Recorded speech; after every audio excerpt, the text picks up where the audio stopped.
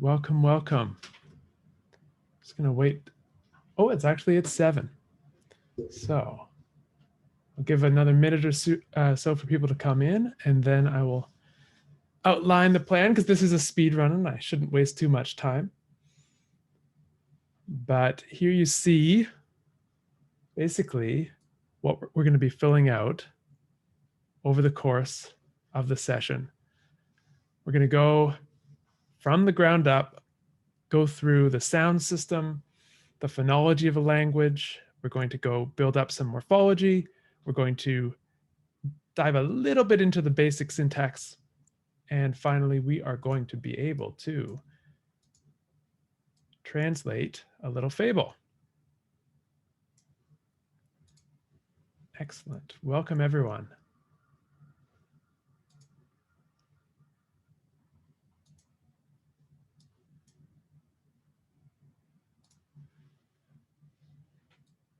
Okay, excellent. Hi, everyone. Just going to wait 1 or 2 more minutes for people to come on in. If you have any questions or anything throughout, just put them in the chat. I've got it open to the side here, so I should see it right away. Otherwise, I've got my 3 tabs, my very important tabs. One is the actual sheet that we're going to be working in. The second is my International Phonetic Alphabet keyboard. And the third is Wikipedia, because we are going to be looking at all sorts of different languages today.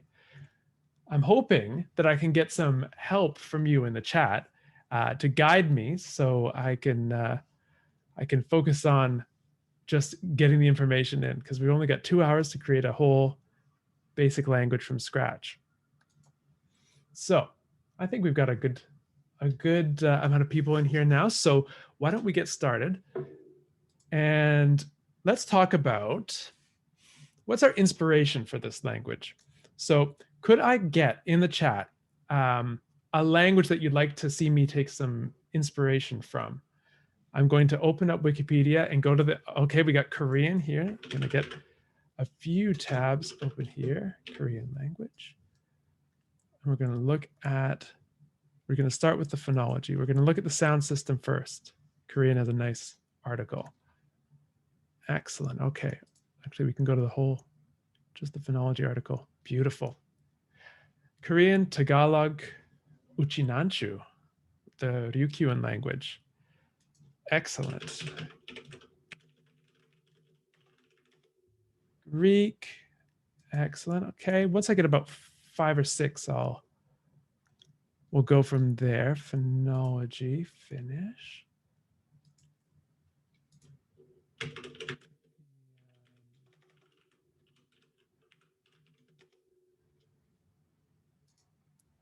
Excellent. Phonology here.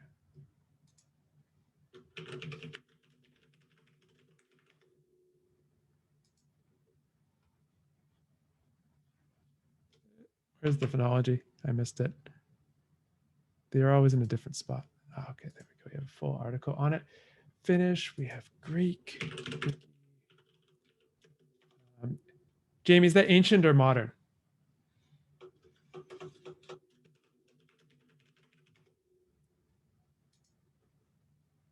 Oh, interesting.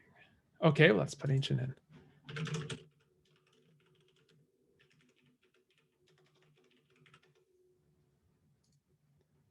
Did I miss anything? Greek.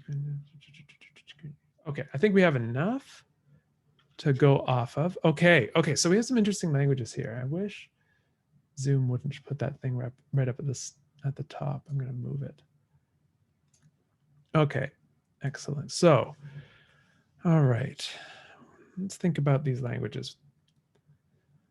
Korean, we have a 3-way constant distinction. We have this plain tense and aspirated stop distinction here, which is kind of cool. We have, just look at the consonants first. For Tagalog, we have actually a fairly small consonant inventory. Well, it's not that small, but it's small enough.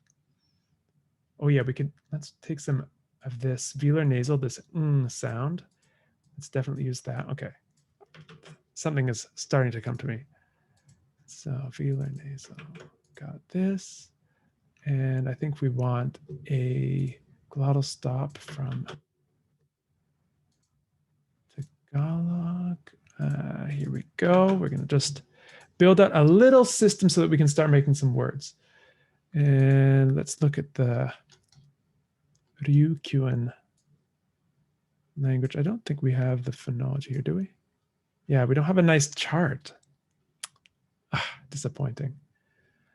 Let's see. Maybe in Okinawan, maybe.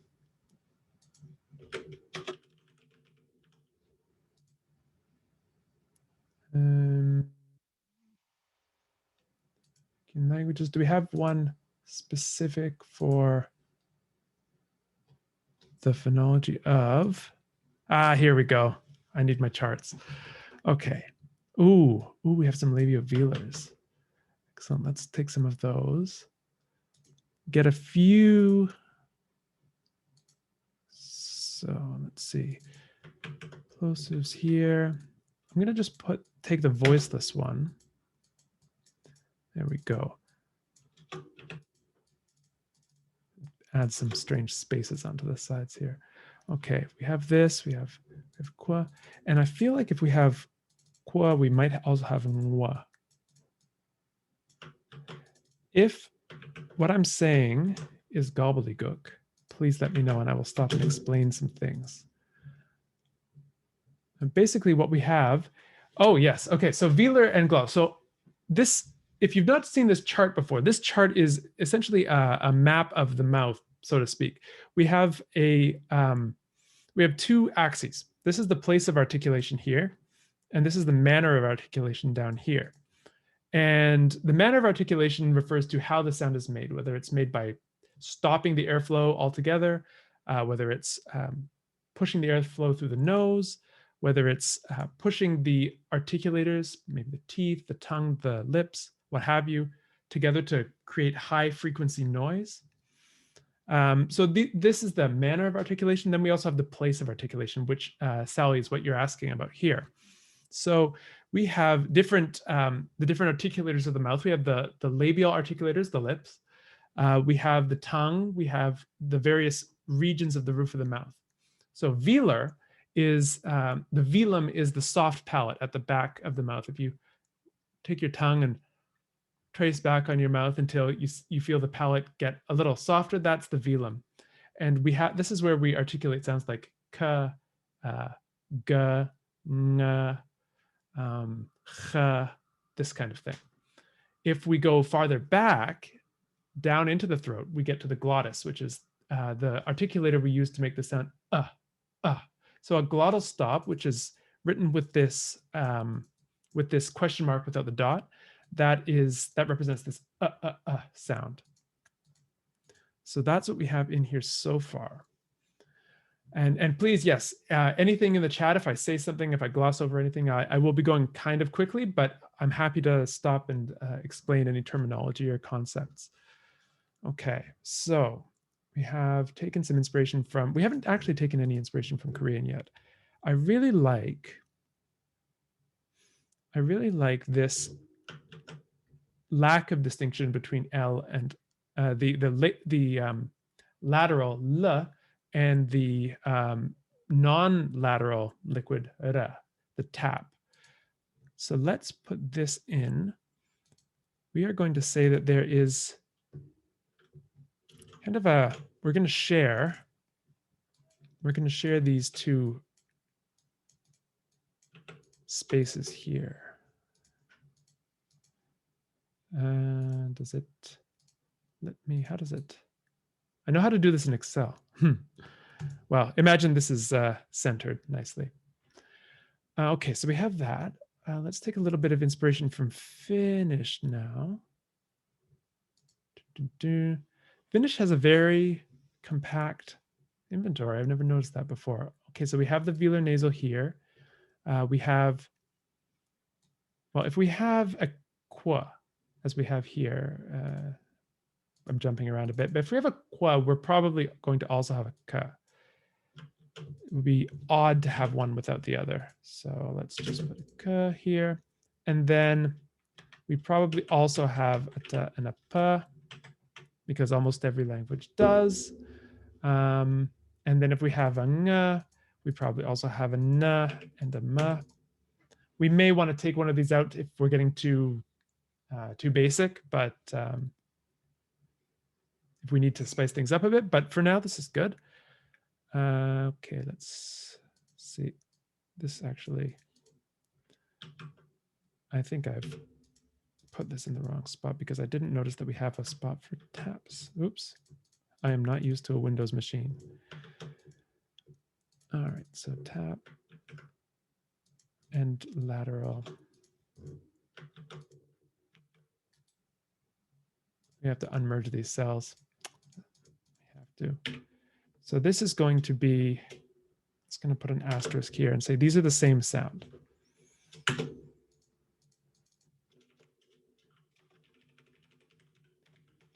If you're not familiar with the concept of an allophone, essentially what it is it's a variant of a sound. So say that speakers of the language perceive there to be one sound, but it surfaces differently in different positions. This is what happens in Korean with l and r, the so-called LR distinction. And to Korean speakers, this is one sound that just happens to come out a bit differently depending on where in the syllable it is. English speakers have this too for sounds like the P in pit versus the P in spit. You'll notice that there's a puff of air. If you've seen any linguistics videos, you've probably heard of this example. But in the P in pit, we have this puff of air that hopefully my pop filter is cutting out for you. But for spit, we don't have any. We consider these two sounds to be the same thing in the mind of the English speaker, but phonetically speaking, they're not the same thing. And many languages distinguish them. So you could have a word pit and a word bit, and they would be considered different. Okay, so these are going to be allophones. It's a very abbreviated introduction to allophones. The pit, bit, pit, the aspiration distinction with that puff of air, yes, Ben, we could. Let us do that. Oh, and I missed the question here. Does that include things like dialects that might produce the same sound differently? Usually when we're talking about allophones, it's the same perceived sound being physically produced differently by the same speaker, just depending on the position within the word. I think of another example in English. The L, the English L, in at least my variety of English, if you say an L at the start of a word like lip, it sounds differently than if it's at the end of a word like pill. We call this the light and dark L sometimes. The back of the tongue is involved a lot more when the L comes at the end of a syllable. So that's another kind of classic allophone distinction. Okay, Atomi. Interesting. We have lots of interesting stuff here. Let's take some of the fricatives here. This looks like fun. Let's take th. So we need a dental fricative. And we need a bunch of fricatives. Let's take the velar fricative, which is the ch sound. And let's put that in. And since we've got this really interesting, why aren't you centered? This really interesting labialization here. This is really cool. So what this superscript W is, indicates that the mouth is rounded, the lips are rounded when you say the sound. So ka versus kwa, nga versus ngwa, cha versus hua. This is kind of cool. This this is kind of cool. I think Tolkien had this ngwa feature in, I don't remember which of his languages. I may have some Tolkien fans in the chat that can correct me or suggest what it actually is. But I remember that sound, that ngwa sound occurring somewhere. Okay, yes, we have Some coronal fricatives suggested z.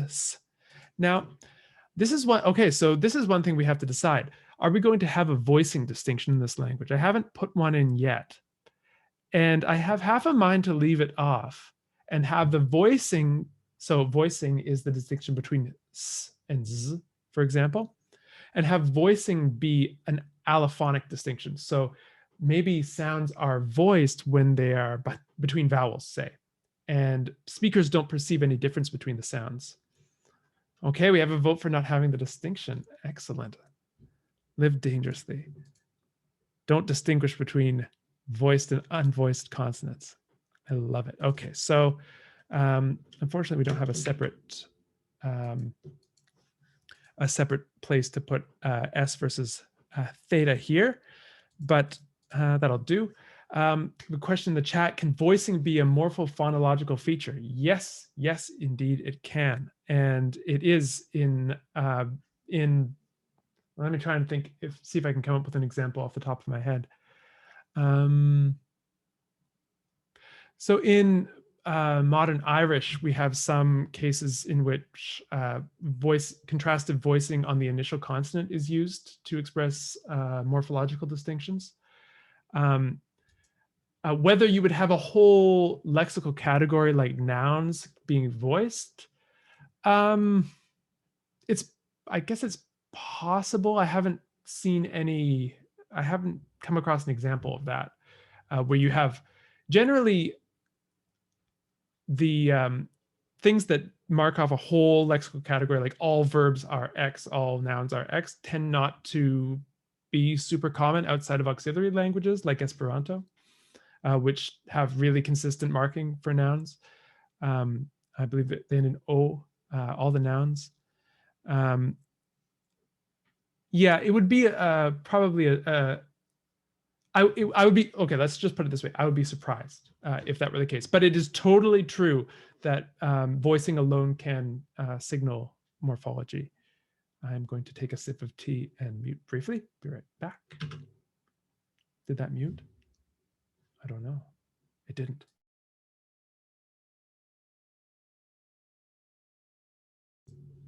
Okay, sleepy time tea. I'm told it doesn't make you sleepy. It's just okay to have when it's evening.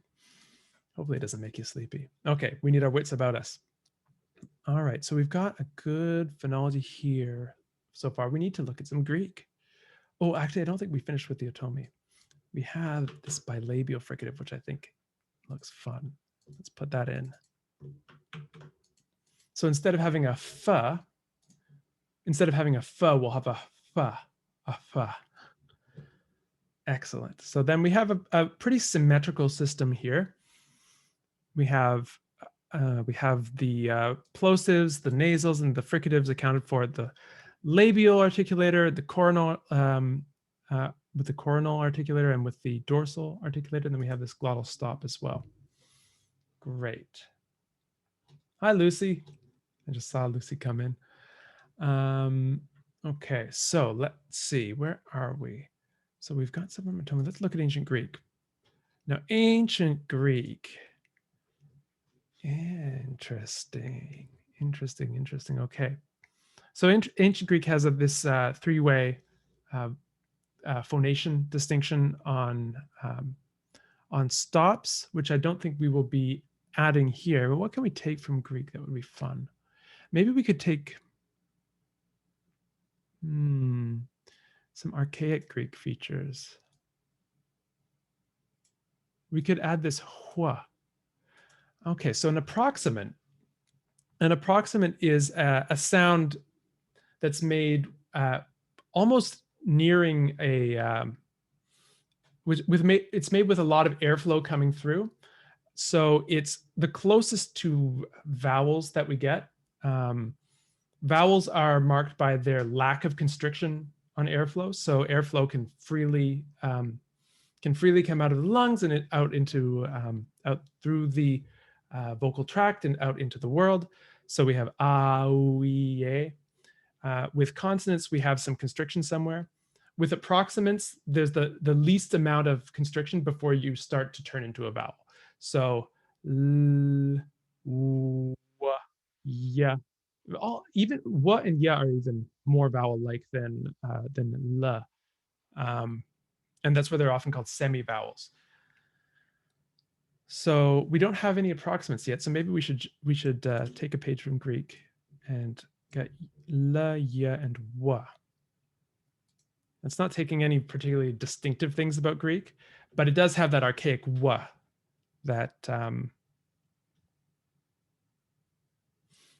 Jamie Wanax. I don't know what the accentuation is on that. The king, or Woinos, Woikos. Wanax. Okay, excellent. Yeah, so this W gets dropped by the time we get to classical Greek, but that's no reason why we can't include it here. And we also had a ya, and we also had this lateral. So in this chart, I've broken out approximants and laterals. You can see the author of this chart considers laterals to be approximants. They're lateral approximants, technically speaking, but there's a bit of play in how you can organize these charts. Okay, so we have actually a pretty nice constant inventory here. 2, 3, 4, 5, 6, 7, 8, 9, 8, 9, 10, 11, 12, 13, 14, 15, 16, 17 constants. That's very respectable. I think we can make do with that.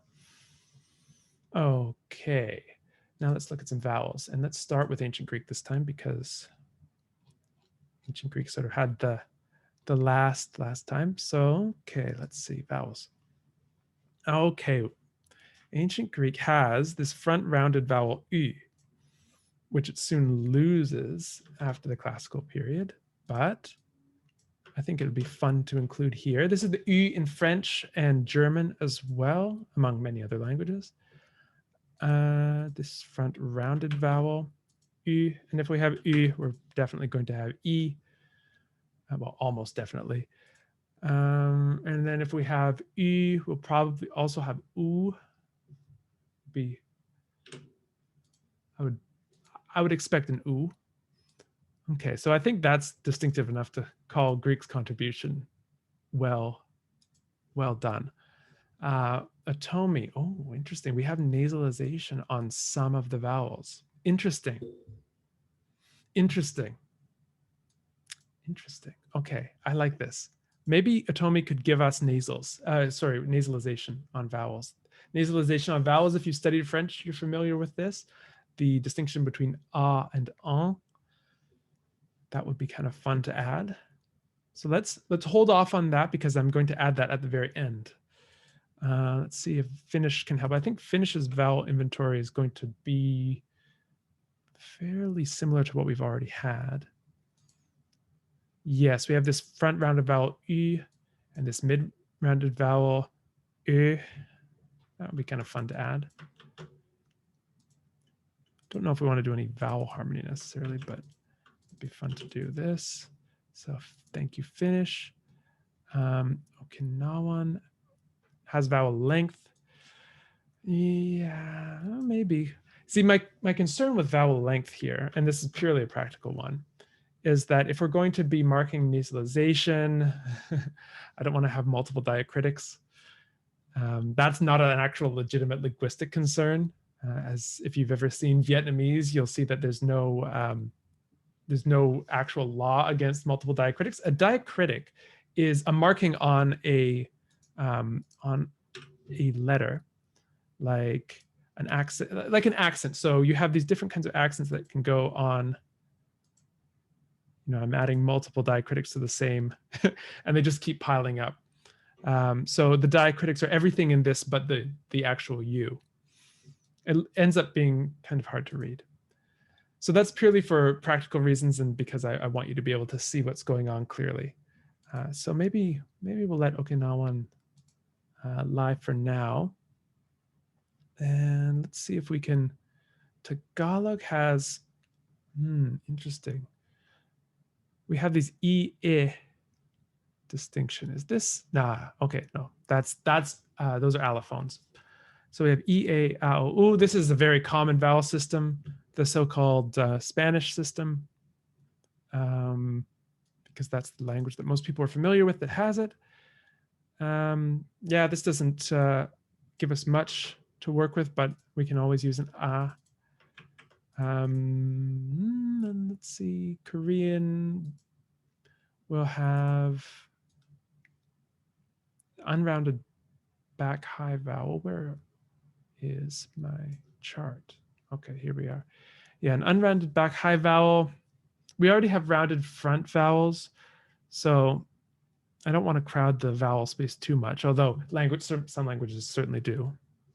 German. Potentially German world record holder for most contrastive vowels in any language. But we could have a little central vowel, but I'd rather notate it as schwa because I like schwa. Be like schwa, never stressed. You can get like tote bags with that on it now. Okay. Oops, no, schwa is not rounded. Okay, so we have central, and then we have this gap here. I would expect normally an O, but I have half a mind just to leave it out to lend the vowel system some uniqueness. We have a lot of contrast in the front and very little contrast in the back.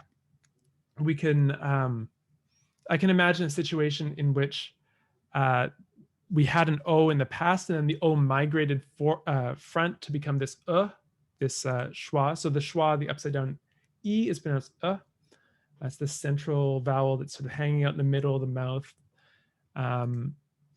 The significance of the bolding, yes.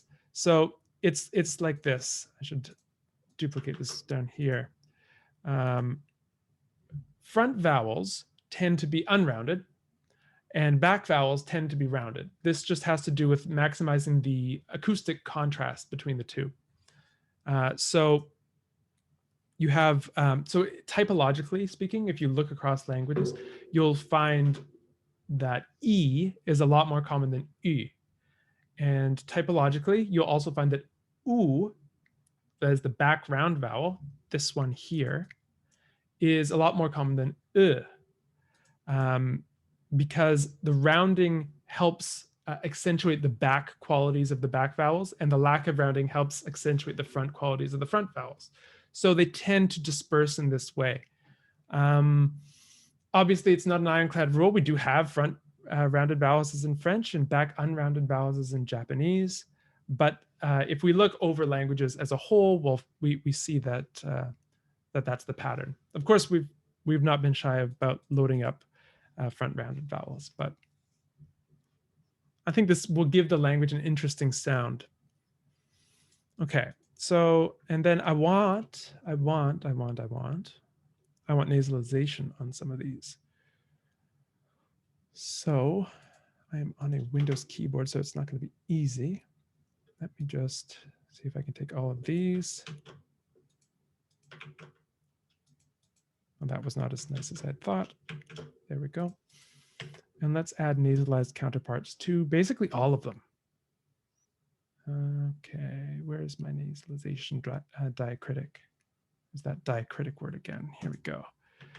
So the nasalization diacritic is this, like the tilde, the thing that's on top of the ñ in Spanish.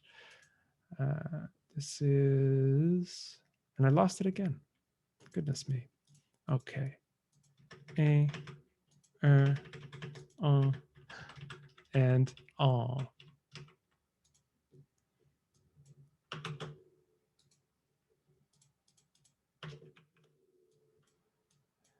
And I'm just going to briefly copy these in.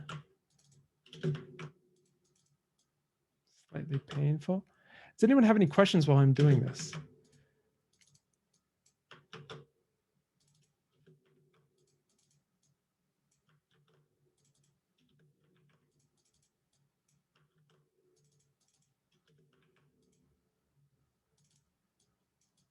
It's 7:30, and we have a pretty nice consonant inventory, consonant and vowel inventory.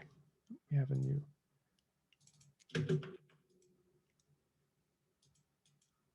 Excellent. Okay, and then we don't need that anymore.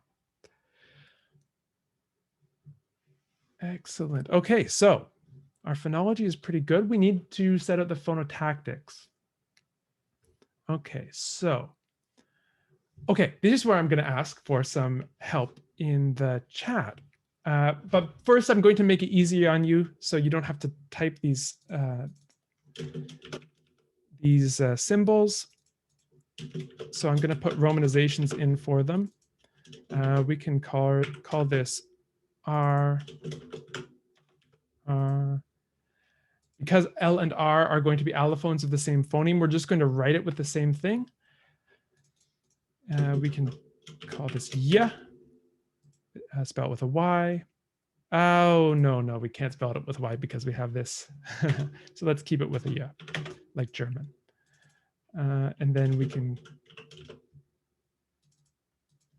write these NG, NGW. And the reason I'm writing these out is because I would like for you in the chat to suggest some of the words that we're going to use. And then from this, we can start to work out what the syllable template might be. So can I get some suggestions for maybe the words horse and person? Yeah, using some of these sounds, which I think they should be all able to be typed on a normal keyboard, except for these. So the nasalization you can write with N afterwards, like this. Let's see, OEN for that, N for that. Schwa, how are we going to write that? Let's say we can take I think it might be Cherokee that uses this this transcription for schwa, which is V. And if you feel moved to,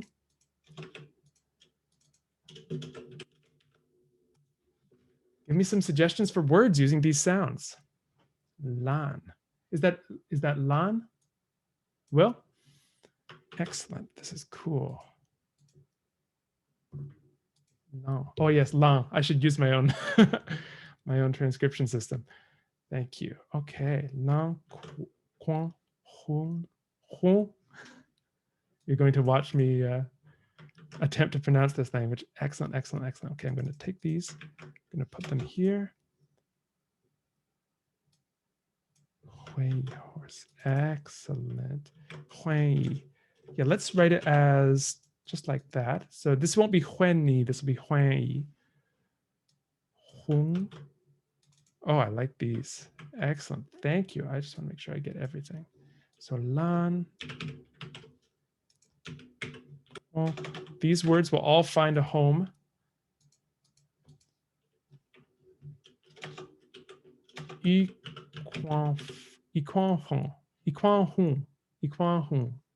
Damien, I think I've got that.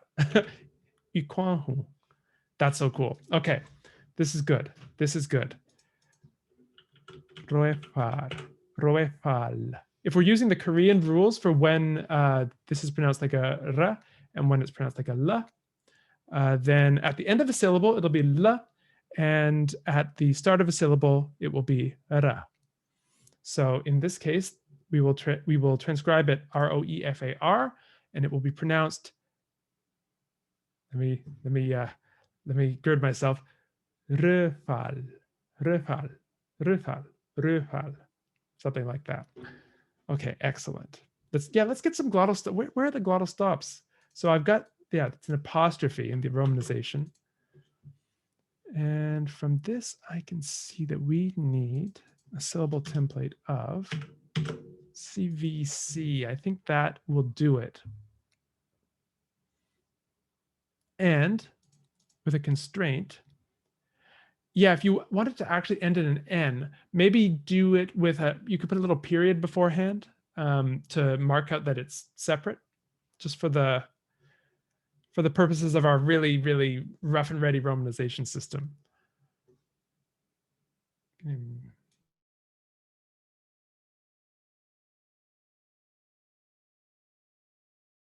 Excellent. Okay.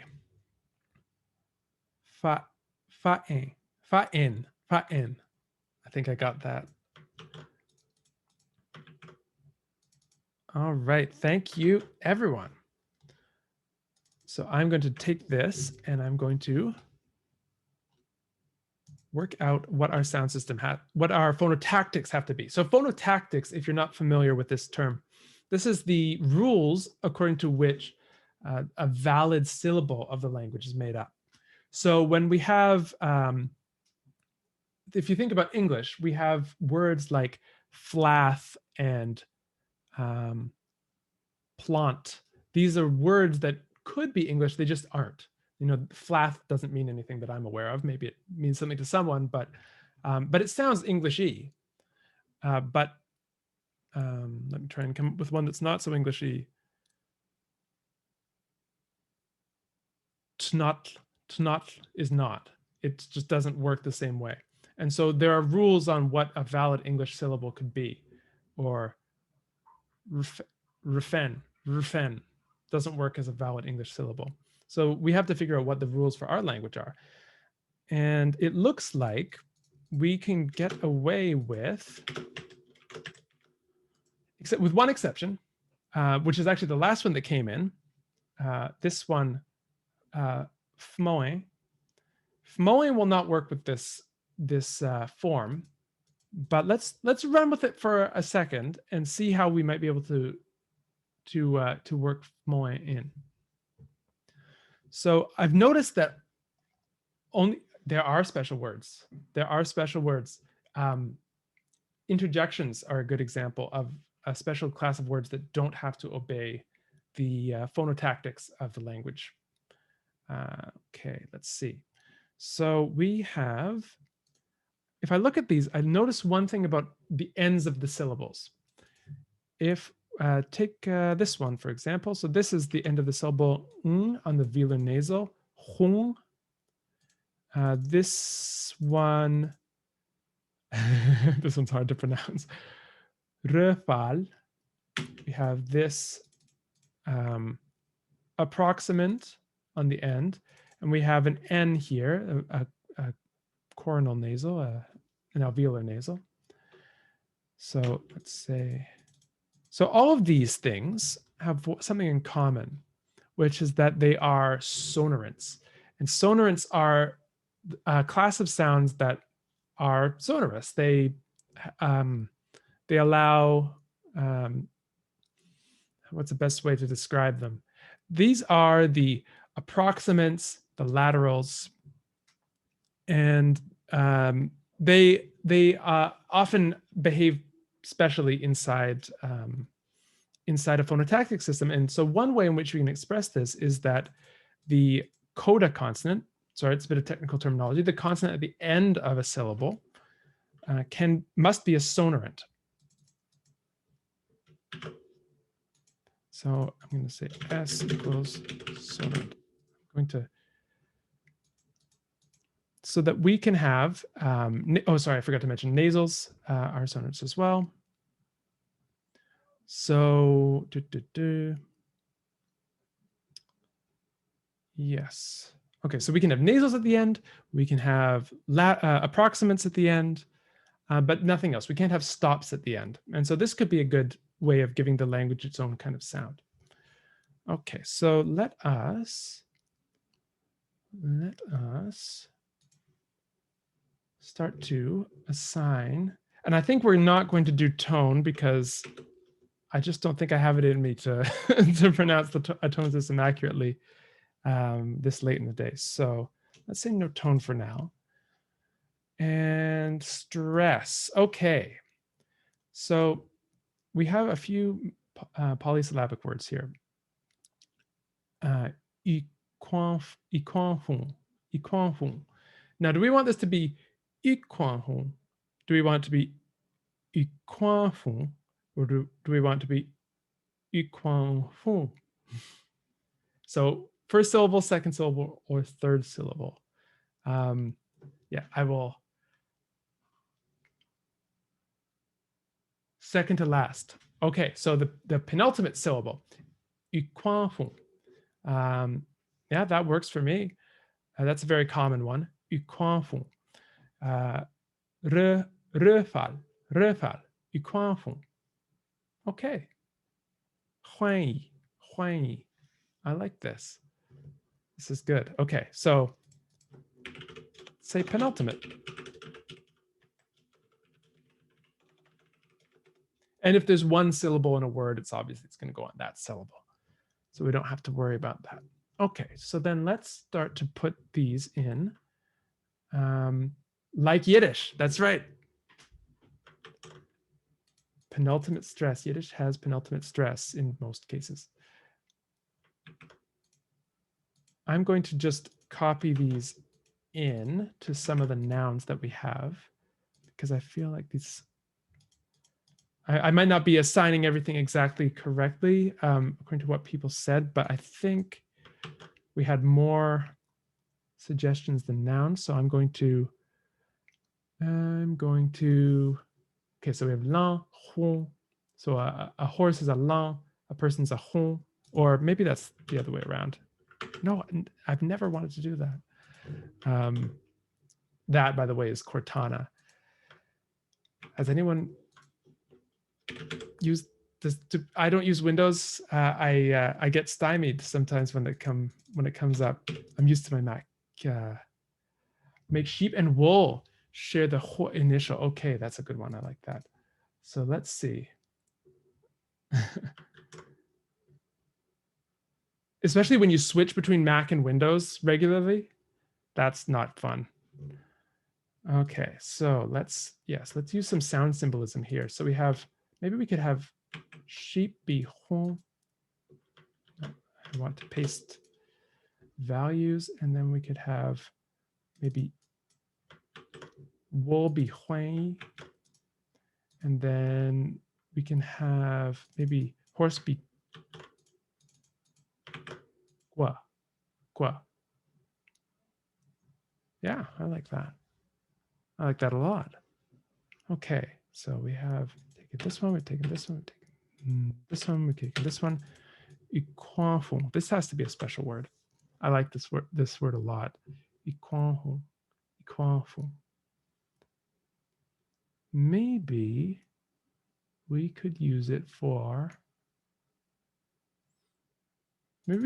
garment. It feels like a nice meaty word for something that's sort of common, but not super common, not as common as person. Maybe this comes from something in the past, some compound of an iquan and a fon. Maybe. Okay. And then hung. I feel like this is a verb. I don't know. Does this feel verby to anyone else? I feel like this is a verb. Hung. Maybe it could be say. Hung. That'd be fun. Röfall. Röfall. Yes. Yes. When you start to develop the culture along with it and the history, and you start to do world building, it's so much fun. Well, okay, Crystal, yes. Yes, it could be a remark of disappointment. I'm almost thinking of something like, I say. Maybe it's even comes from the word for say. Oh, I'm going to write that down. I can go over here and say, also use remark of disappointment. Cool. That's cool. Okay, we've got that one. Now we have röfall. Röfall. Where could that go? Yes. Yeah, 5 for shame. Röfall. Okay. Where can we put? Let's put röfall like carry. And just so that we're not deceived, I'm going to write it as an L, and it sounds like an L in English, just so I don't mispronounce it. That's not really phonemic in the sense that we're representing all the sounds that the speakers perceive as different. They don't perceive ra and la as different, but for our own well-being, mainly mine, I'm going to write it like this for our purposes tonight. Fa en, fa en, fa en, fa en. Maybe we could put this as pull. Oh, and I forgot the little dot. And then we have our special refal. Ah, yes. Yes, I like that idea a lot. Fal. So load. I like that. Okay, excellent. And fmön, fmön. I want to keep this around because I think that we can use this when it comes to the morphology. That does work with pull being fa n, fa n. It implies an n, doesn't it? Interesting. Now, what could that be? So this is kind of like a logic problem. So if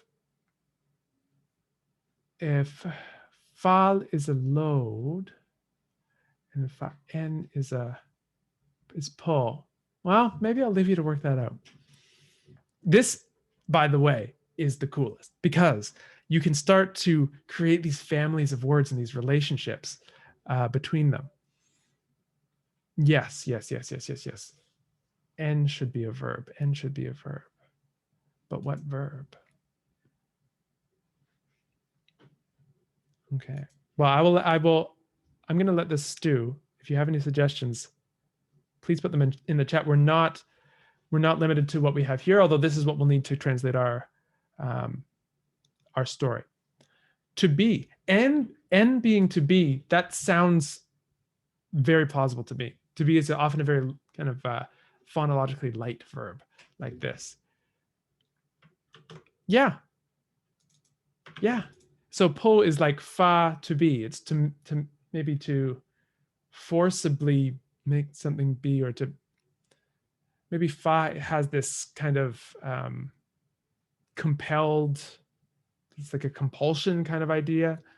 So a load is something you're compelled to do. It could be a causative, but I'm thinking like even a particularly a causative with a kind of connotation. To be moved, to be moved. So pull. Yeah, I think we're getting quite close to it. I want to get it into a sentence because I think that's going to make it a lot clearer, and then we can come back and change things. I really love this n as to be though. I think that's really good. Okay, a causative verb. Oh, there's so much interesting stuff on causatives too. So much interesting stuff. What I'm thinking about for this fmön, I never round those enough, fmön, is we could make mön into something and then have the f be added onto it as some sort of grammatical particle. I think this could be fun. Before I go on, a causative verb is like in English, we have these verbs like, we have these pairs like clear and clarify. So clarify is to make something clear. So a causative verb is a verb that involves the meaning of making something do something else. Sometimes we use separate verbs to express this. So in the case of English, we often say make clear. So in that case, make is the causative and clear just stays on its own. We can also combine them and make the verb itself into a causative form. So clarify or internationalize. Eyes is often a causativizing verb, morpheme in English. Okay. T-sip, muting.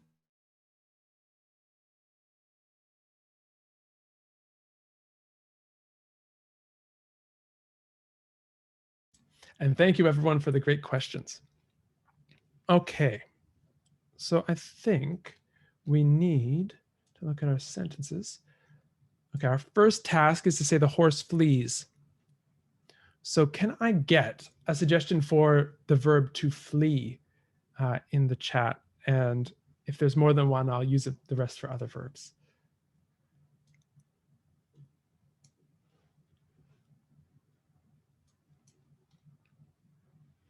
And while we're doing that, we have to talk about, sorry, I missed something up here from Damien.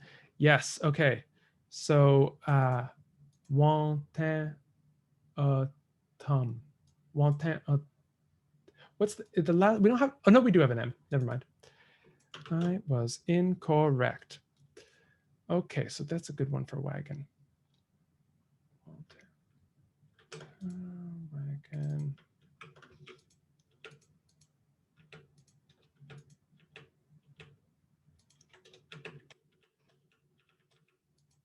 Wantin autumn. That's cool. I like that. Okay. Oh, I missed some messages. What's going on here?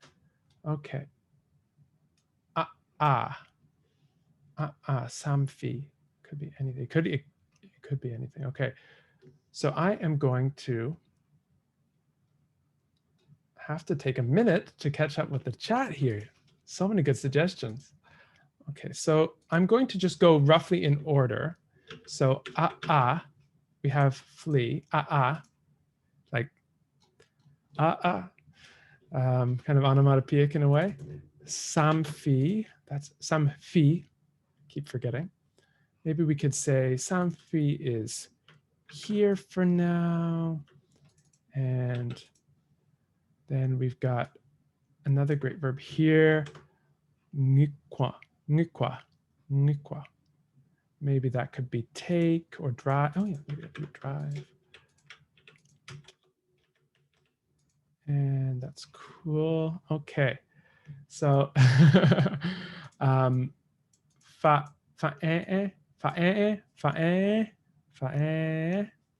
those two nasal vowels in a row there? Okay, wagon, something pulled. Okay, be pulled. Yes. Okay. Maybe we have a synonym here. I think we need a little more space on this. Okay. Okay, so we have, good. We have this. And did I miss anything? Right. Engras. And let's put engras. I really like engras. I really like that word. Maybe this is like a hill. And one of the beautiful things is if it's something doesn't feel right for the word, you know, if we get on and we start to, I'm using the, oh yeah, okay, so I'll finish the one thought first. As we get on, if we feel like a word doesn't really fit anymore, we can just change it. It's a lovely thing. But we can swap it with something else. I'm using the period more or less to just say, don't interpret these two things together. So I think in that case, yes, you're right, Jamie, it should be here. Because no one was at risk of although, actually, you could say en gras. No, there's no G, never mind. We're safe, okay. Right, okay, so now we have to make some decisions about the morphology. What kind of language do we want this to be? So there are three basic kind of types of languages when it comes to morphology. So I'm going to do a little bit of terminology here to catch everyone up, be on the same page. Morphology is the way that we change words to express meanings. In English, for example, we have dog versus dogs, eat versus ate versus eaten. These distinctions, we're expressing singular and plural here. This is called grammatical number. And then here we're expressing tense. So we're, well, let's say, get rid of eaten for instance, sec. We're expressing tense. So we have present or non-past technically, and past. So this is morphology, the way we change words to express this kind of meaning. Now, languages differ in how they do their morphology. Some languages like to keep every word totally separate, and they don't like to add suffixes or change words in any way to express meaning. So these are called isolating languages. And isolating languages are an example of an isolating language would be, to a certain extent, Mandarin is a fairly isolating language. It's kind of a gradient. So along one side we have isolating, no changes to words. And then on the other end, we have agglutinative. These are the two extremes.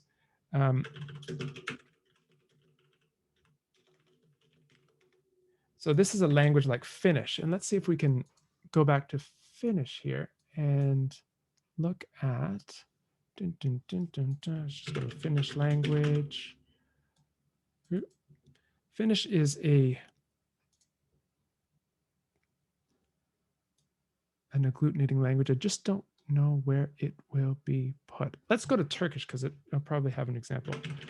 Or let's just go to the agglutinative language Wikipedia article so you can see an example written right out.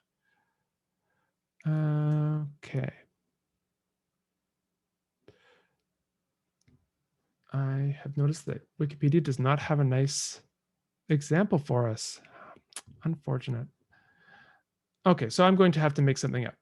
Turkish grammar. Yes, Turkish is a good example of an agglutinative language. I don't know if they'll have, I just want to see that one sentence that shows it very clearly. Japanese, yes. 7.2. Thank you. Okay. Yes. So we have, here's a good example. So we have Turkish, we just start stacking suffixes to express these meanings. So we have house and then houses by adding a suffix. And then we have, where's it? Of your houses, we add another suffix. We keep adding suffixes. So, and each suffix is kind of independent of the others. And then in the middle, so this is called agglutinative languages because it's like gluing things onto the word. It's like, these little chunks are called morphemes. So a morpheme is the smallest meaningful unit in a language. Thank you. A morpheme is not necessarily the same as a word. Yes, that's true. Would you like to hear more? No, thank you. So now there you have it, morphemes. Right. Okay. So agglutinative, that's when we string together morphemes. We glue them together. We have this gluten morpheme in there. So we glue things. And then in the middle, we have flexional. Yes. So this is languages like English or Spanish, where you have charts with individual forms for each. Say for a verb, you would have a third person singular past form, or for a noun, you might have a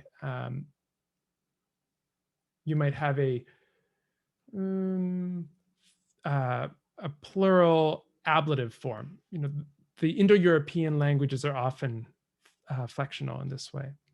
So unique forms for different categories. More space for this. But crucially, they do add things to the words. So a language can live anywhere along this spectrum. So our job is going to be to decide, do we want an isolating language? Do we want a flexional language, or do we want an agglutinative language? And I'm going to see if I can do a little, is there a way to do a little poll in here? I'm such a Zoom noob. I don't know if there's a way to do a poll. Well, maybe I could just get you to shout it out then. What do you think?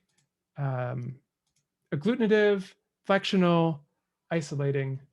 If we have a majority or a plurality in favor of any one, we can go in that direction. T-sit break.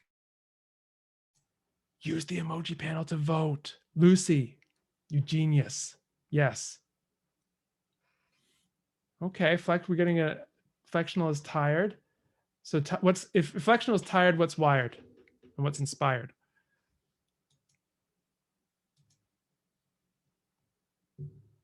Flexional is a lot of work. Yeah, have mercy on me. Agglutinative. Okay, let's agree on an emoji for each kind. So let's say, let's get some, they have some emojis of the day or something. Okay, so let's do red heart for agglutinative, sparkles for isolating, and pleading face, because I'm pleading with you not to do a flexional. Oh, really? You only have 6 emojis. That's so sad. We're robbed of emojis. Okay, so let's you can tell it's my first go through doing one of these. How do you do those reactions? Clap, thumbs up, heart, thumbs up, and crying. Okay. All right, well, so let's say heart is agglutinative, thumbs up is flexional. No, yeah, okay. Heart is agglutinative, thumbs up is flexional. I'm going to write these down. And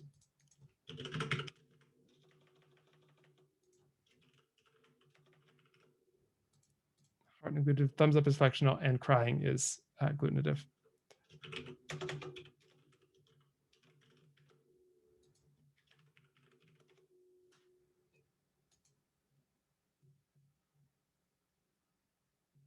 Okay, we have some. Thanks for helping me through. Okay, so I saw, I think a lot of, a lot of hearts. Okay.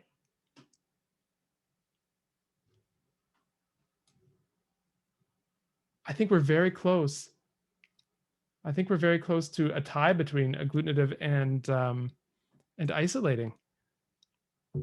Okay. Okay. I will learn how to do this better next time. I think we're going to have to go agglutinative here, because I think I just saw more of them. I don't know. I could be wrong. If I'm wrong, I heartily apologize to team isolating. I'm team isolating in a lot of my conlangs myself, so I feel your pain, but I think we're going to get agglutinative. Okay, so we need to express, then we need to express grammatical number, and we're at the hour mark, so good. We're on track. We're going agglutinative, and we are going to we need to express number. So let's take a noun. So, oh, this is perfect. Okay, so we have quoi, not nasal, quoi, which is horse. And we have fal, which is burden. And the reason I'm choosing these two is because one ends in a vowel and one ends in a consonant. And this is usually how allomorphy, the distinction between morphemes depending on what they attach to, essentially, is sensitive to. Not just what they attach to, but their position and their situation in general. I'm being very specific here, I know. You'll see what I mean in a moment. So let's come up with a simple way of describing a plural. So if we have fal as burden, we need to come up with a way of saying burdens. So that can be either, if this is an agglutinative language, it's either going to be a prefix or a suffix. Most are going to be suffixes if you look cross-linguistically. Or we could have another way of doing it. So another way of doing it that's pretty common outside of Europe is reduplication. So if you have fal as burden, fal would be burdens. Fal. So you would just reduplicate the word or part of the word. So in this case, this works very nicely with our phonotactics. We don't create any odd ungrammatical syllables. Fapal. Okay, Jamie, this is a good point. So sometimes you have total reduplication, like fal. I'm going to zoom in a little bit so that we can see this a bit better. So we have fal here, but we could also have partial reduplication, and this is very common. You will have, you won't use the full syllable template of the language. You would reduplicate the initial and the nucleus. Exactly, Will. You've got it. So you will usually retreat to a more unmarked form in the so-called reduplicant portion of the word. So we have this file as the base, and then we have the reduplicant. So this actually sounds pretty cool. And I think this is a good way to go. So maybe, so we have we could call it CV reduplication. Let's test this out with a bunch of different words. So with qua, we have, well, since qua is CV, remember that the W is actually, the KW are one sound. It's a labialized sound, a labialized stop. So we have qua. Qua meaning people, fafal meaning burdens, lalong being people. Yes. So technically, if we look at long, people, because this is a nasalized vowel, it's technically, it would still fall under the, it's still CV, so it would still reduplicate. But usually nasalized vowels originate from a nasal consonant that used to be there in the past and is no longer there.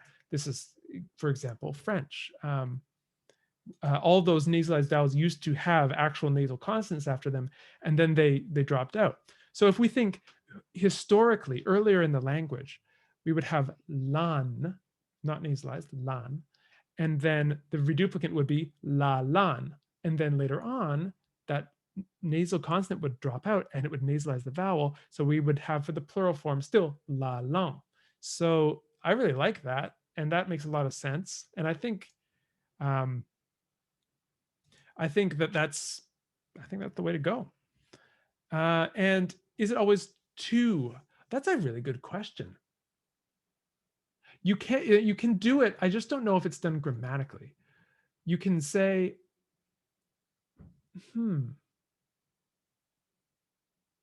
because you hear people do it all the time and say diminutives. Let's look it up.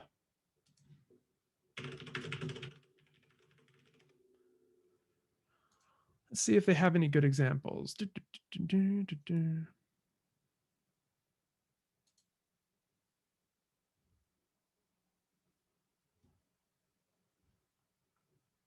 La. It's kind. Yeah, I don't see any in here, but that's something I'd like to actually look up.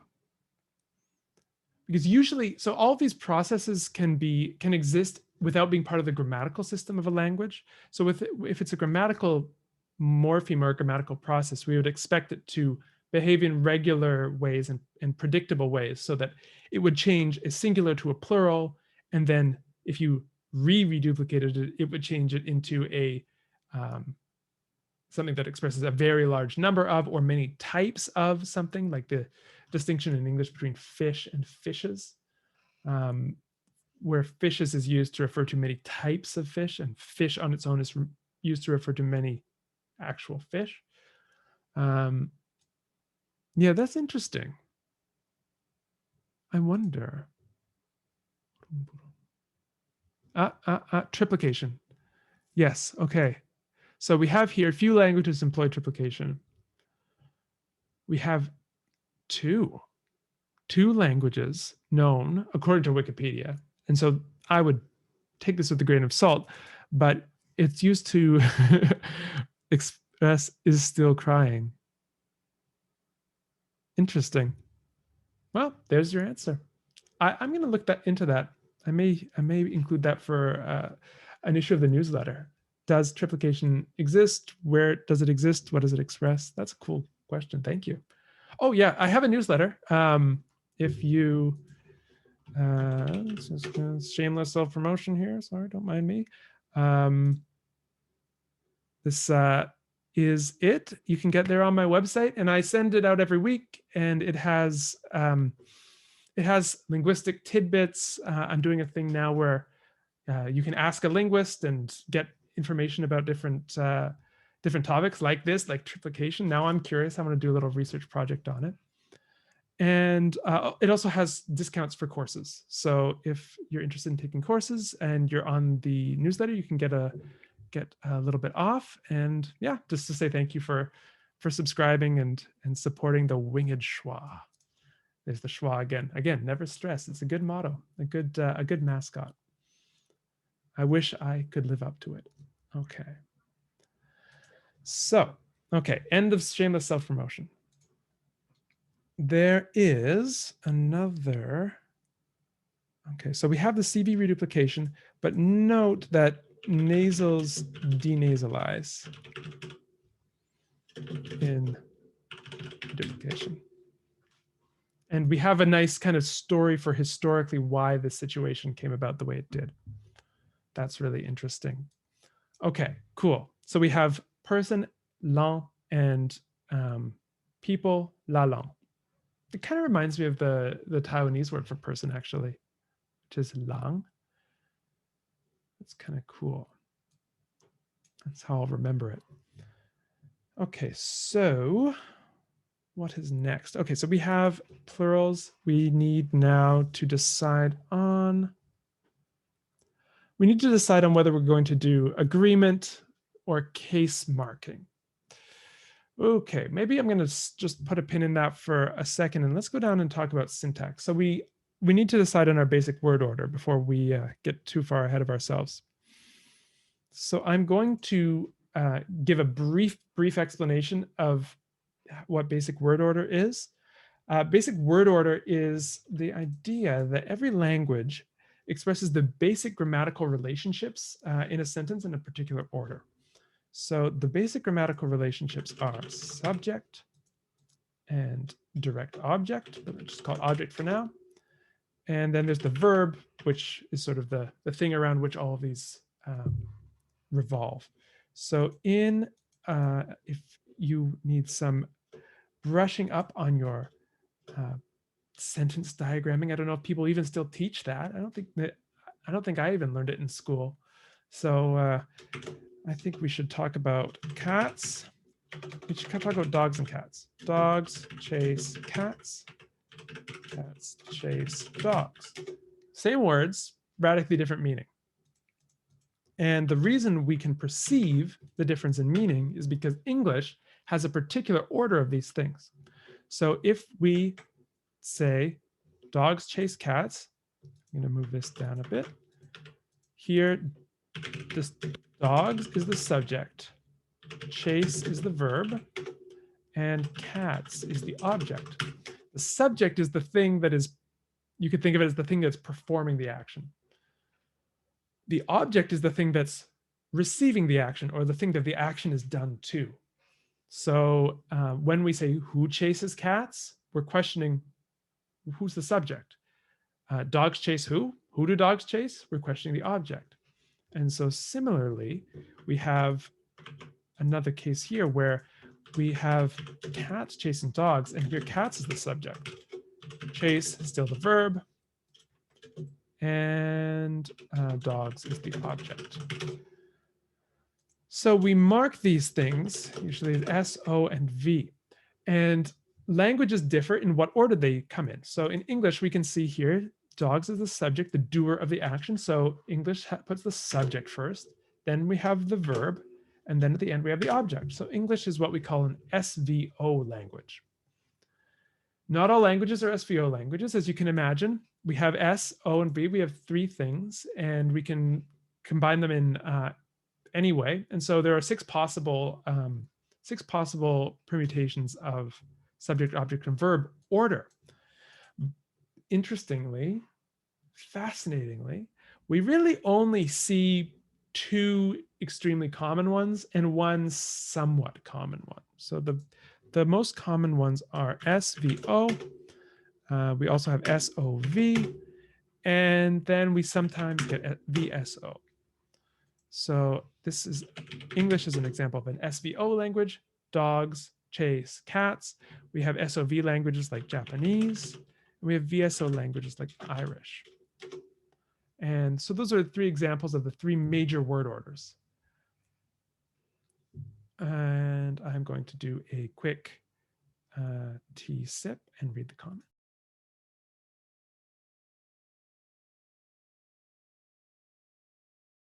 Yoda is our most famous speaker of an OSV language. Although OSV is, I think, it may be the absolute least common word order in natural human languages. So, but Yoda's not human, so what do we expect? Actually, I don't know the canonical status of Yoda. I don't follow it. Maybe someone can enlighten us in the chat. SOV. She the ball through. Okay, so yes. Yes, indirect objects kind of pattern as their own, they're their own kind of grammatical function. So they are not usually included in this main basic word order typology. And I don't think we're going to have time to get into indirect objects today. But we can think of them as acting like, basically like objects. Yeah, there's a lot of interesting. It's really interesting that in science fiction and fantasy, so often entire planets or realms will have one language, or species will have one language. And if you look at our own species, we have thousands of languages. It's just interesting. It's interesting that people assume that kind of diversity wouldn't exist in other societies. Yeah, that's interesting. They speak basic and yes, Westerosi. Yes, exactly. So yeah, exactly that. Or when they talk about the languages, if they give animals a language, they'll say, "Oh, I don't speak bird." There are a lot of birds. I don't think they all speak the same. Okay, so we need to decide on a basic word order for our language. And I'm going to limit us to these 3 because these are the 3 most common.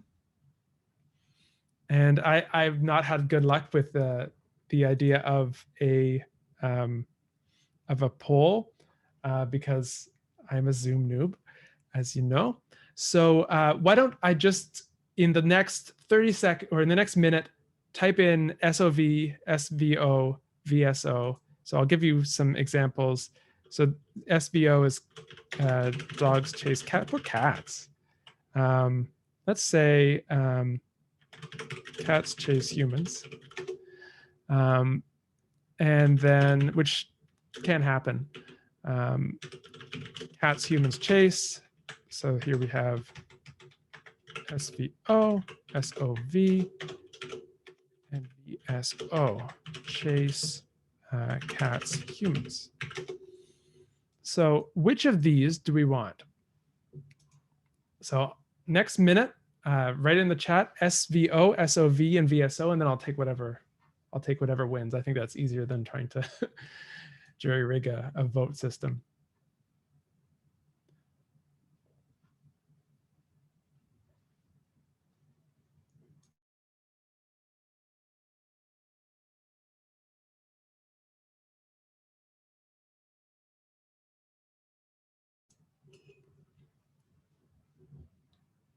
Excellent. It looks like we've got SOV in the lead. I don't know if anything else can recover. Okay, so let's say SOV, unless we're going to have a late surge for VSO. Oh, wait. SVO. SVO rebellion. That's fantastic. Lucia, I don't think it's going to happen. Okay. All right. SOV. So let it be written, so let it be done. And if anyone can name the movie that comes from, I will be very impressed.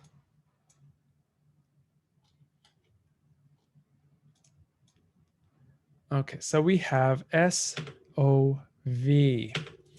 Now I think we are almost in a position to start translating things.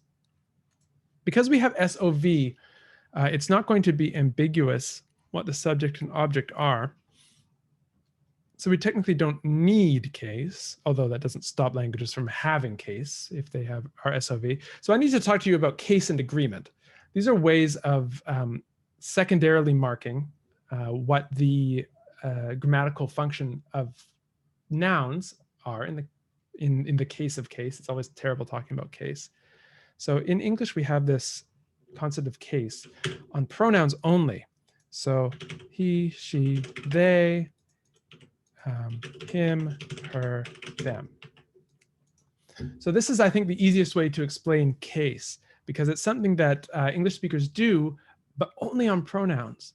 And so when we have a he likes him, we can't say him likes he without a bit of oddness to it. And that's because English distinguishes between the subject and the object, not only in terms of word order, but in terms of case as well. And so the subject form is called, for historical reasons, the nominative case. And the object form is called the accusative case, again, for historical reasons, mainly having to do with the translation from Greek. And I'm sure Jamie will probably be able to point out what the exact reason for that is. But to me, it is lost. It is lost to the mists of time. I just remember that little tidbit, that it made more sense in Greek.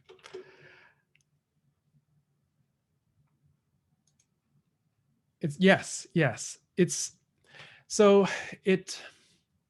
People wonder about these kind of redundant features, why they exist in language. Why do we need agreement? Why do we need grammatical gender? Why do we need these things that are not strictly necessary?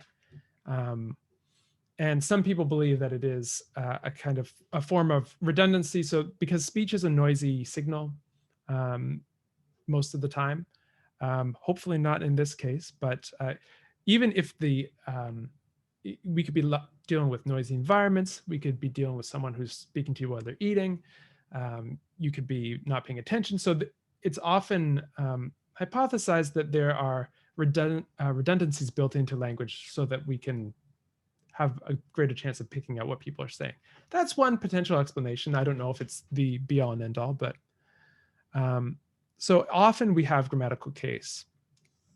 So I think that we may want to do it because we already talked about it, and if we've talked about it, we might as well put it in. But we don't have to mark every case. So let's just, I'm going to add another case for you that English has, sort of. So we have nominative or subject case, accusative or the object case, and the genitive or the possessive case. And I think that's all we're going to need in this for this speed run. So let's come up with some forms. So let's use lang as the example. So we have lang.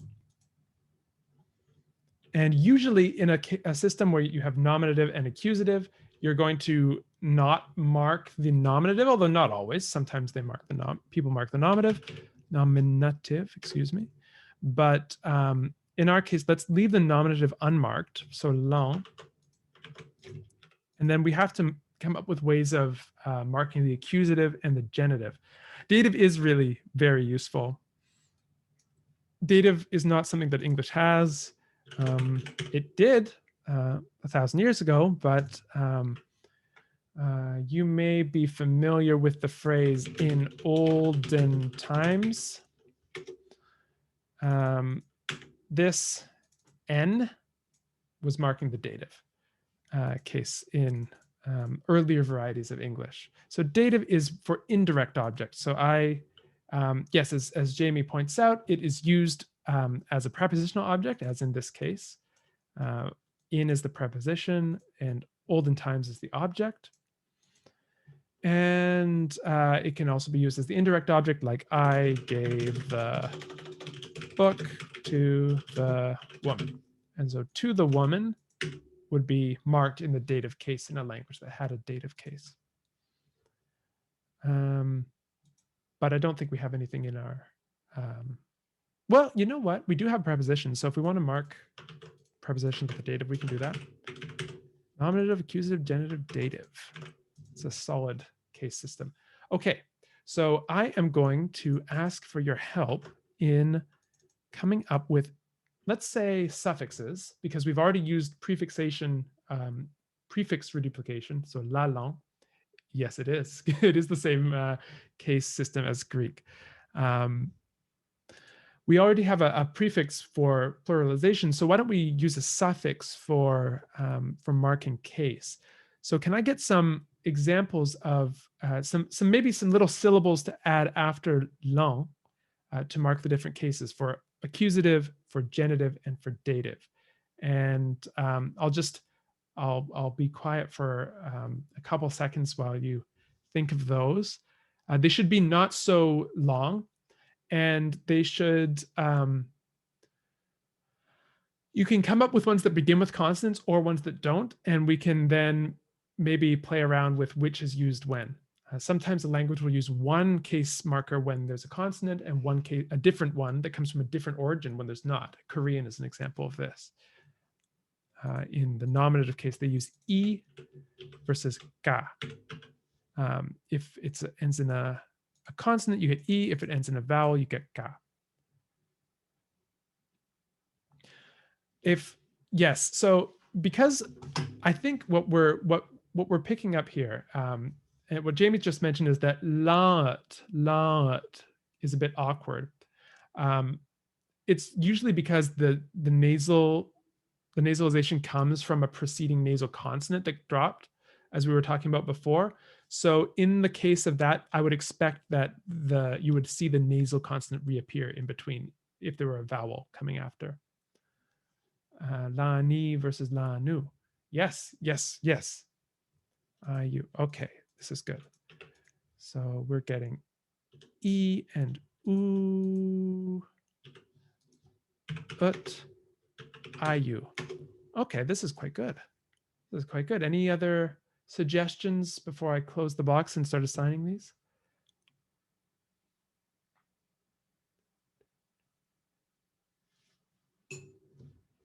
I'm going to mute for the T-sip.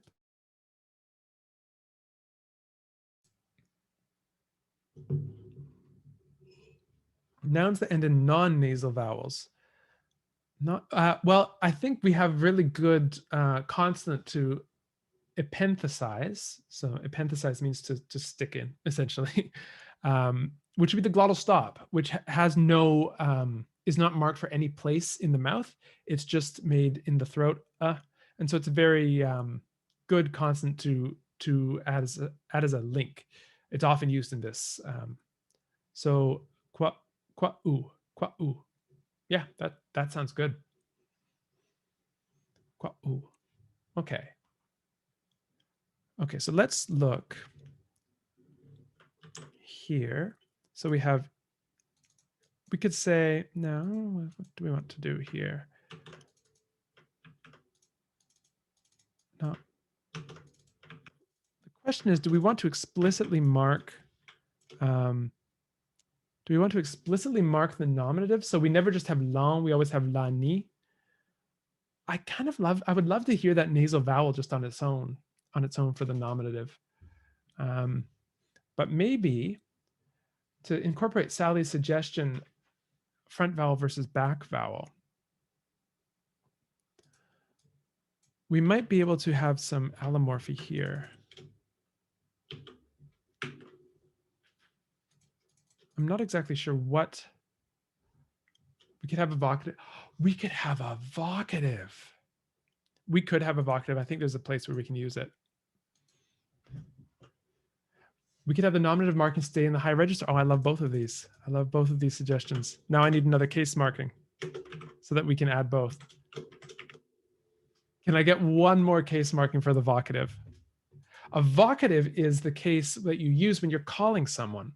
So we don't have it in English. We just use the nominative. But if you're saying, say, will, there could be an ending on that.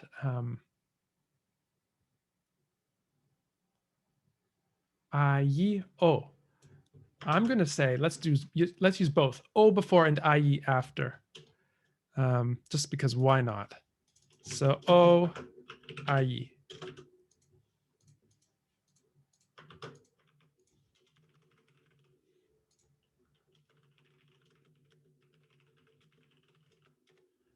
Excellent. Okay, this is perfect. I lost my coloring here.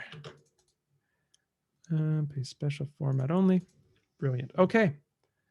And then I need a few more endings from you. I'm sorry. I need a past tense. And then we're going to be able to start making sentences. We'll have everything we need. So how are we going to form the past tense? We could use a suffix. Yes, that would work very nicely. We could leave the non-past unexpressed, or unmarked rather, and then we could have a past tense suffix. Does anyone have an inspiration for a past tense suffix? So let's get a verb so we can. What's a good one? Do I dare say it? Röfal. We haven't used the th. Oh, I love that. We could derive it from done. That's a very, very nice diachronic approach. I love it. So this is just our example. We have röfal. So we could use röfal, and then we'll use the th. I don't know why I'm copying that. It's just a th. So let's see. We could use th, and then I feel like we should have something before and something after. And then we can, we'll derive it from done, or rather we'll derive done from it because we're doing this first. What's a vowel we haven't used much? We haven't used,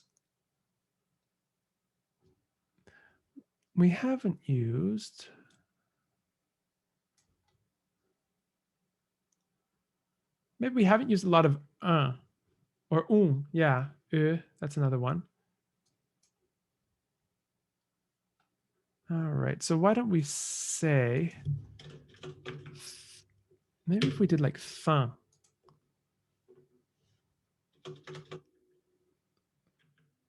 Enfin.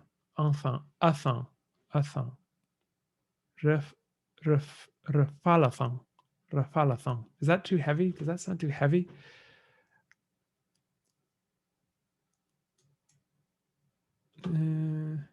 Refalathon. Yeah, maybe we could make this as to do.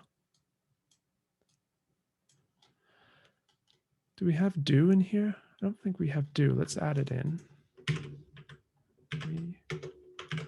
Affon. And then we could just have refalathon.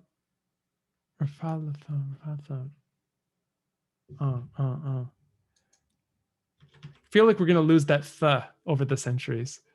Refalathon.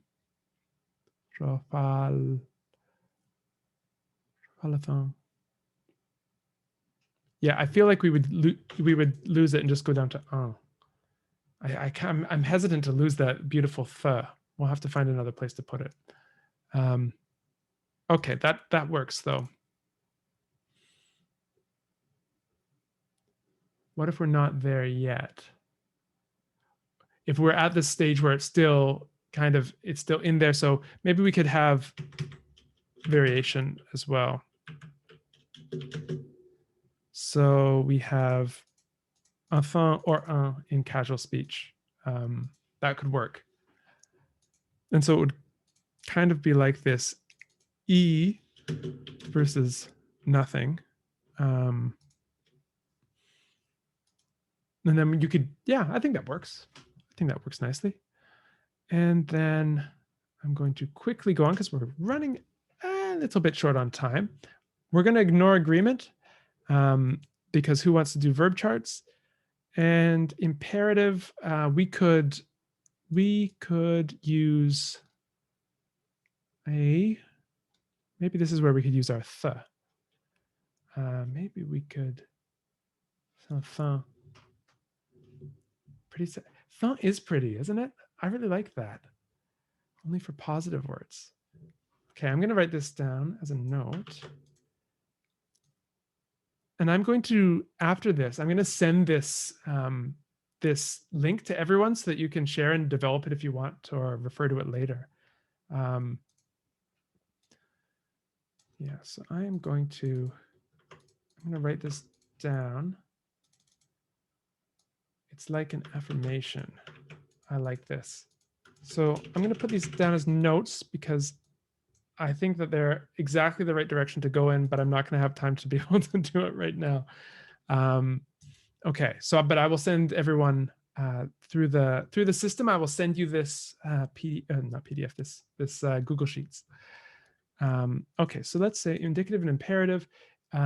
If you're not familiar with the distinction between indicative and imperative, this is just the distinction between I eat and eat. The command form is imperative. So we need to, oh, you're coming up with such great ideas here. I'm putting it all in. Oh, this is so great. Yeah, let's use a prefix for the imperative, Jamie. I like that idea. What could we use? Let's take a look at our consonants again. We haven't seen these in a while. What have we not used a lot of? We have not used a ton of, yeah, I feel like this language is shaping up to have two kind of distinct registers. Qua, yes. Okay, let's put qua in. And let's, ooh, I've gone too far. Let's use imperative qua, and let's give it a vowel. I feel like we should have a qua. Words right out of my mouth, Jamie. Excellent. Thank you. Okay, so qua, and this is a prefix. Okay, so I think we're good. Let us start to make some words. And I am going to run out of screen real estate to do this. So I'm going to have to zoom out a bit. And then I am going to, I don't know how I'm going to do this. Okay. We are going to get horses flee. Okay, I'm going to just skip down because we only have 20 minutes left. I'm going to skip down right to the end. So could I get help from you filling in some of these words that we're missing? So if you see one that's missing, could you just shout something out? I'm going to, actually, can I just open this up? Anyone with the link? Copy link. So anyone can go in now and take a look and see things so that they're not on my screen. I probably should have done that earlier. View only. How do I change that?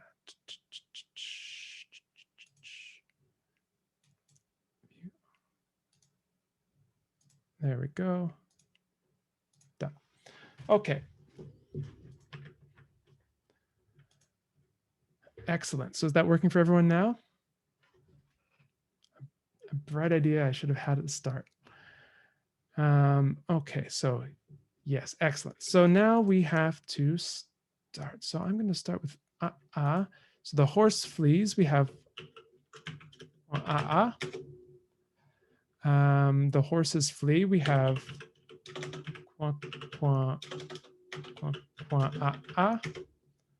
and I don't like these being center aligned, so I am just going to change that. The horse fled. We have, oops, I have a mistake here.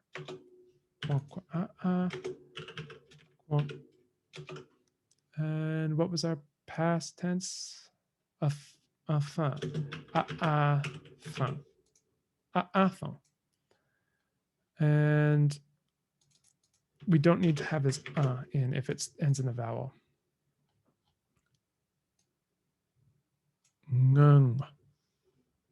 Oh, I like that. That's very nice.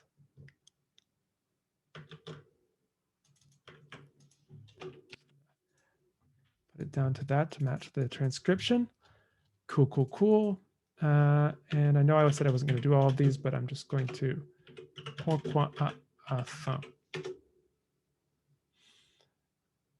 Okay, let's see. So just end in an ng sound like sing, but as you do it, just round your lips like that. So it's not very strong. Okay, excellent. So we have engras. So do we have on? Okay, so I need an on. I need an on. And this is an SOV language. SOV languages usually have postpositions.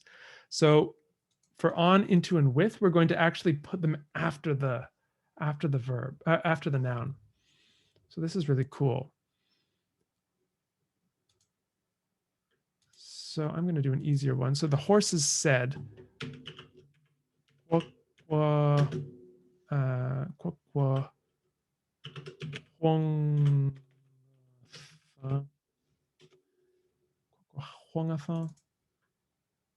and let's see another one. One horse carried that pinra. Oh, someone else got it. I'll let it go. Okay, so then we need to say the sheep said to the horses. So here's where we need that dative. So the sheep is to the horses. Oh, actually, what was I saying earlier? Of course, we need to worry about indirect objects. I forgot what our dative case is. Ayu.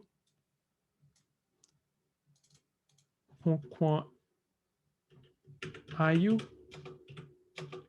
And then said, do we have say yet? We do.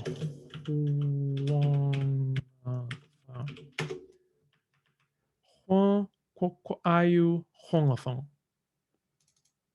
Sheep is hong. So sheep plural, I guess, yes. So the question is this plural sheep? No, this is a singular sheep. So it will just be hong and not hong. One horse carried a person. I see. No, we don't need to do those. These are just the practice sentences up here. We grieve when we see this. We haven't done the pronouns. So let's say we.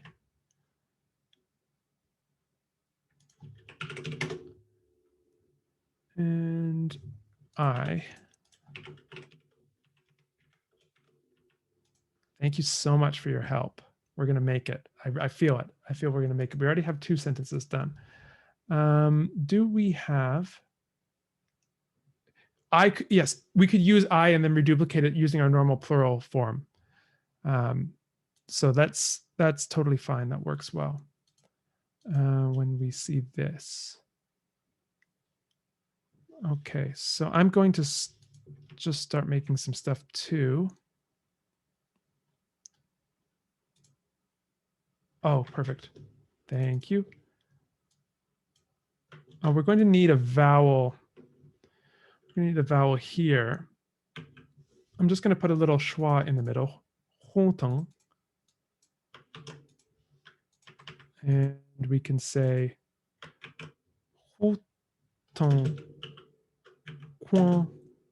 and then we have load.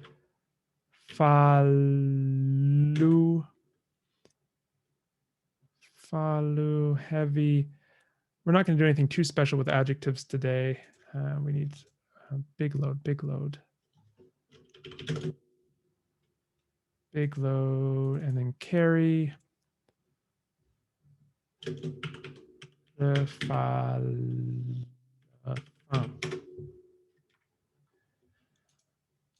And then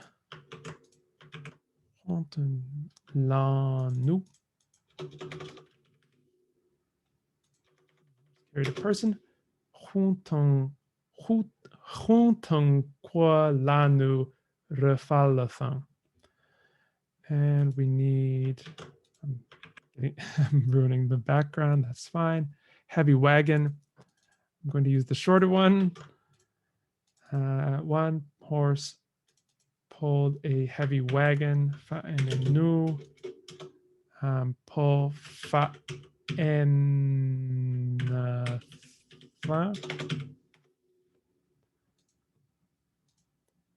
fa enfant.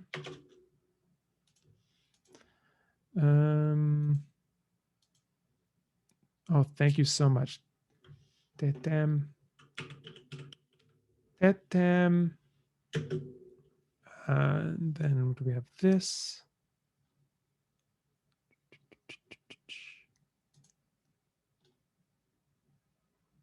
Did I miss this?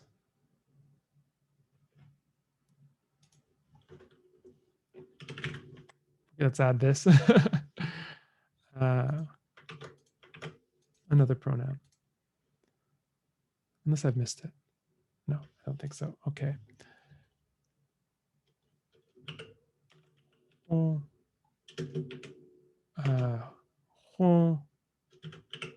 When you not have all. We don't have all. We have il. I'm doing a lot of ums. Not have.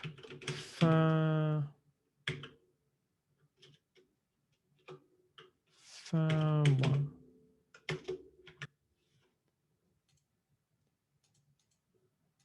Okay. We grieve when we see this. Tetem aru. Si. Ye u. Altu. And then thale. So this is literally we, this, see, when, grieve, which is kind of the Japanese or the Korean word order. And I think we had big already done. Should really have alphabetized this.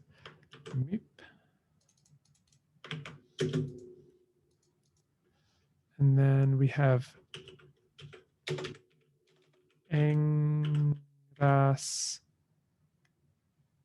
on. Ingressant. I think we can't have a th at the end because we're limiting our endings to sonorants. So we could just probably go with or sorry, and that will do. Engrassin, and we want to put this in the dative case in honor of what Jamie was saying. Ayu. So engrasayu on a hill, a sheep.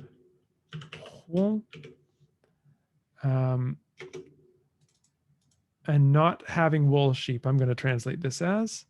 So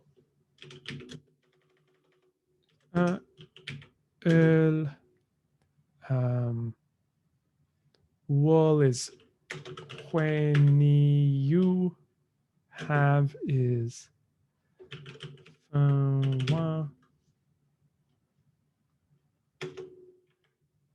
on a hill or hill on, not will have sheep, horses, and then saw, ye fin. Okay, we are getting very close. 3 more sentences to go. Any questions? I've been just engraçant. We could. Oh yes, you're right. You're right, because we need to be a sonorant. We could make an exception and say sonorants or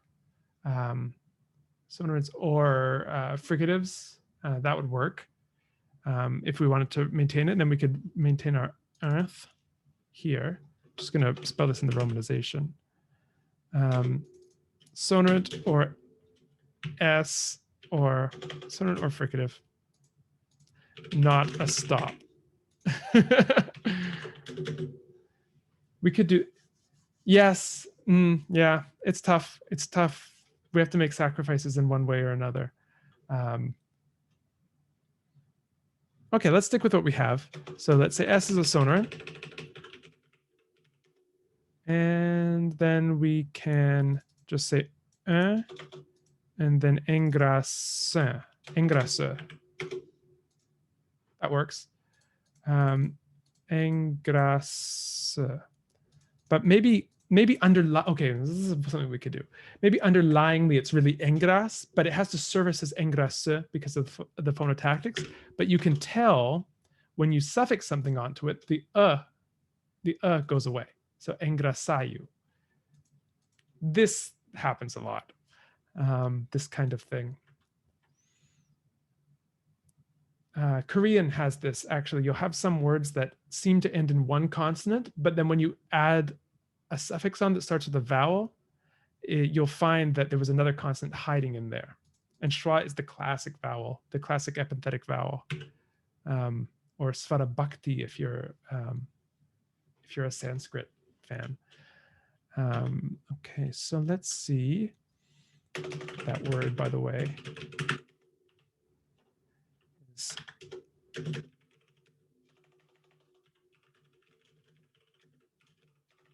Sticking a vowel in to make the phonotactics work. All right. What was I talking about? I don't remember. Oh yes, in Korean you have like tak, but if you actually find, this means chicken, and then you add e, the nominative case, and you see that underlyingly there's an L in there that just doesn't get pronounced because you can't have that syllable structure with 2 consonants at the end. But notice when you add the e, suddenly it's not at the end anymore. And that's how the syllabification goes. It's not a URL. Google. Okay, excellent. Yes, yes. French has schwa epenthesis all over the place. And it varies in different registers. So it, yeah, as you point out, it does it in singing and poetry, especially. Okay, so then we have to finish. Whoops, we have to finish just to get in under the time limit. So I grieve when I see a person who drives horses. So this is a complex sentence. I'm going to just write it out here.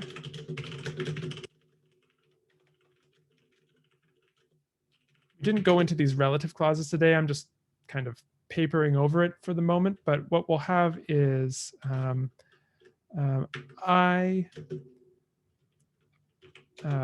horse drive person see when grieve. This is the rough structure that we're going to be having. So our translation will be dem horse is quoi, and we have an accusative case too. Quoi ou tem quoi ou tem quoi ou drive. Oh, ni quoi. Ah, I see horse in here. Who's doing is this? This is brilliant. Anyone want to confess? I love it. So there's that. I horse drive lanu. I, horse drive person, C. C. Where is C? Ye, U, and then when, alto. That's a new clause. And then grieve. Where's my grieve? Okay. Thalen.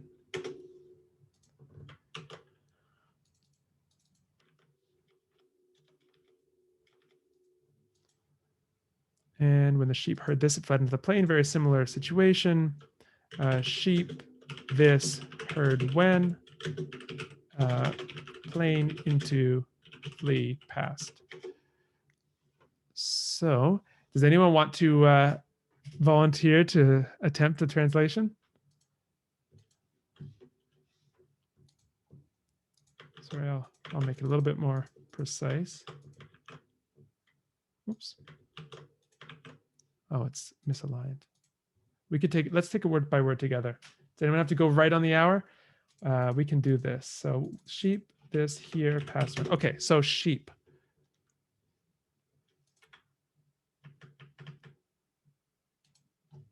I'm going hands off.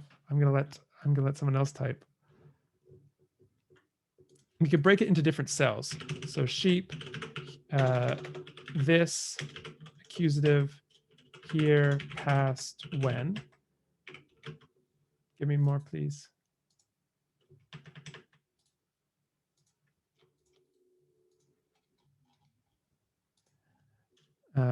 Plain, and plain is going to go into the dative case, and into postposition, flee, past. Oh, look at this. This is teamwork. And then a person takes, and I will try and tackle this one while you're at that.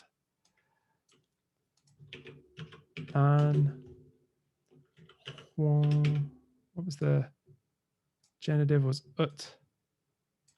Honut. Nan honut. Wo you takes you way, and then ngung.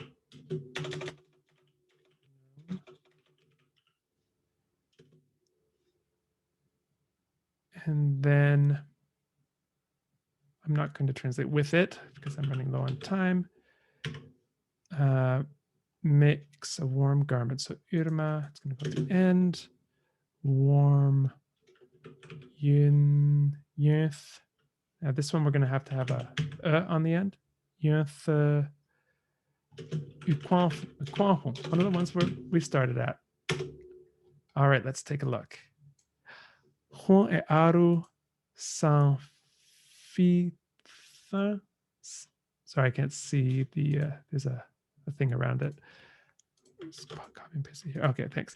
Hun e aru san fithon altu pamme ayu fe e aathon. Well done. Well done. Wow. We did it. We translated the whole thing. This is fantastic. Thank you, everyone, so much for all your help. This has been so much fun. Fable complete, achievement unlocked. Yes, yes. Oh, thank you so much.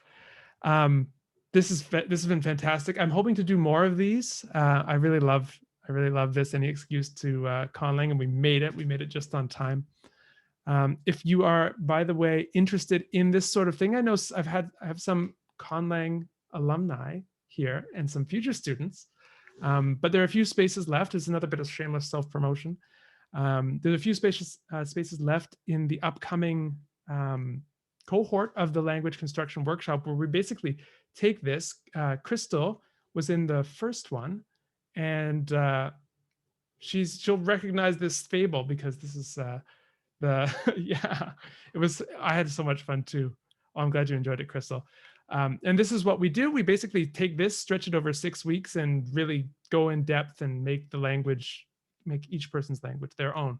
And so if you're interested in that, check it out. You can find the link on my website. And if you subscribe to the newsletter, then you can get a nice little discount on it. And that's end of self-promotion. I am so glad that we had the chance to do this. Thank you everyone for coming. This has been so much fun.